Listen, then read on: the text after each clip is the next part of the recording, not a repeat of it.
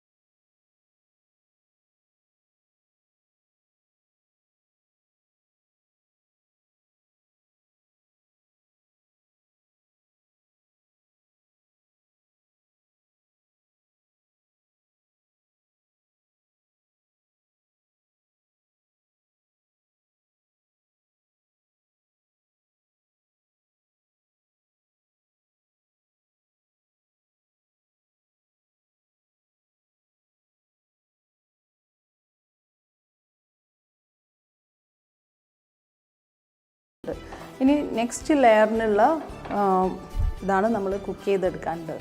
Next layer നമുക്ക് cook ചെയ്യാനുണ്ട്. അപ്പം ഇതിങ്ങോട്ട് മാറ്റി വെക്കാം. ഒരു പാൻ എടുത്തിട്ട് ആദ്യം തന്നെ നമുക്ക് പാൽ ഒഴിച്ചിട്ട് അതിന് ശേഷം ചൂടാക്കാം. ഇതിപ്പം 1/2 ലിറ്റർ മിൽക്കാണ്. ഇത് ഫുള്ളായിട്ട് ഞാൻ ഒഴിക്കുന്നില്ല, കുറച്ച് ബാലൻസ് വെക്കുന്നുണ്ട്.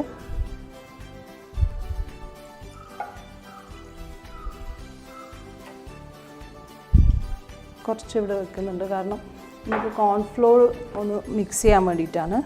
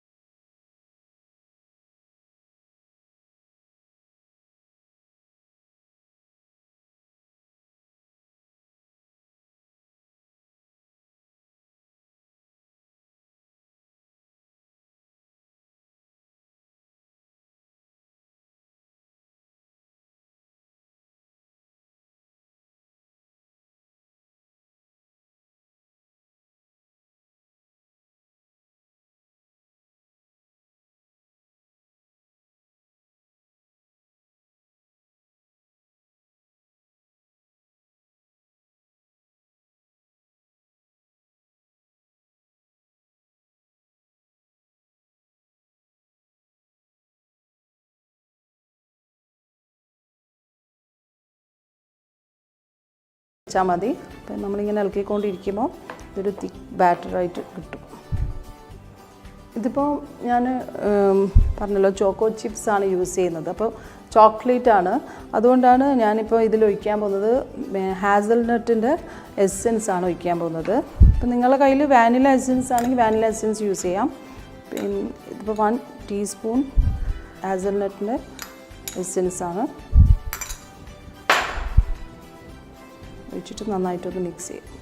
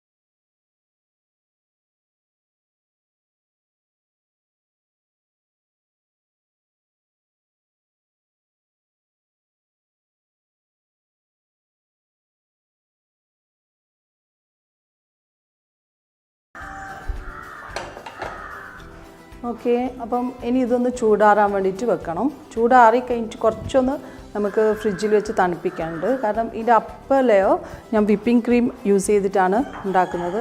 അപ്പം വിപ്പിംഗ് ക്രീം ആകുമ്പം ചൂട് ആകുമ്പോൾ ഒഴിച്ചാൽ മെൽറ്റായി പോകും. അതുകൊണ്ട് ഇത് ജസ്റ്റ് ഒന്ന് ചൂടാറി കഴിഞ്ഞാൽ നമുക്ക് ഫ്രിഡ്ജിൽ വെച്ച് തണുപ്പിക്കാം. കുറച്ച് ഒരു 15 മിനിറ്റ്സ് തണുപ്പിച്ചതിന് ശേഷം എടുക്കാം. അപ്പോൾ ഞാൻ ട്രേ ഫ്രിഡ്ജിൽ വെച്ചിട്ടുണ്ട് ഒന്ന് തണുക്കാൻ വേണ്ടി.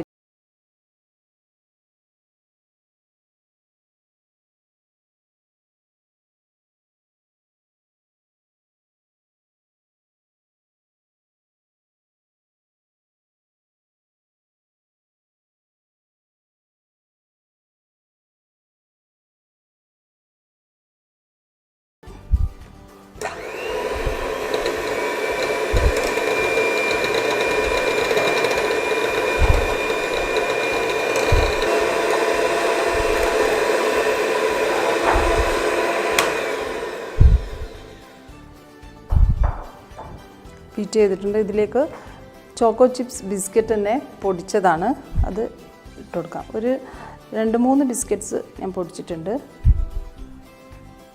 കുറച്ച് ആഡ് ചെയ്ത് കൊടുക്കാം.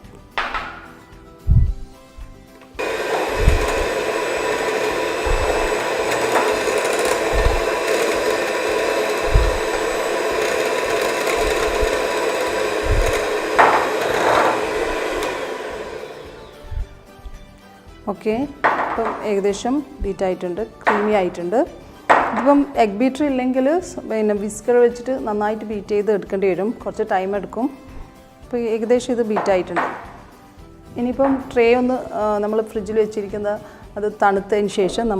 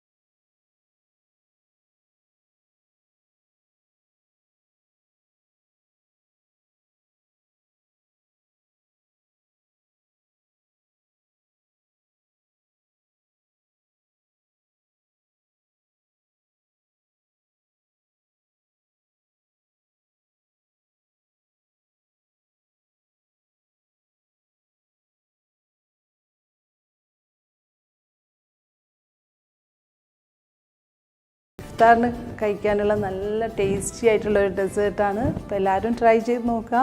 ഇതേപോലത്തെ വെറൈറ്റി സ്നാക്കായിട്ട് അടുത്ത എപ്പിസോഡിൽ കാണാം. So keep watching.